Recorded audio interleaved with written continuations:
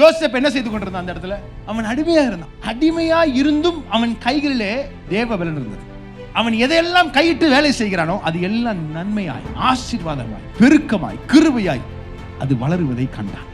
கண்டு கர்த்தர் உன்னோடு கூட இருக்கிறார் என்பதை கண்டான். அதற்கப்புறம் சிறைச்சாலையின் அனுபவம். அங்க போனாலும் அவருடைய கையின் பிரயாசத்தை தேவன் ஆசீர்வதிக்கிறார். நிறைய பேருடைய ஆசை என்னன்னா, நான் மேனேஜரா ஆனாதான் நான் உழைப்பேன், நான் உயர்ந்த பதவிக்கு போனாதான் நான் உழைப்பேன், நான் ஒரு சூப்பர்வைசரா ஆனாதான் நான் உழைப்பேன். தேவன் சொல்லுகிறார், நீ அடிமையா இருந்தாலும் உழை.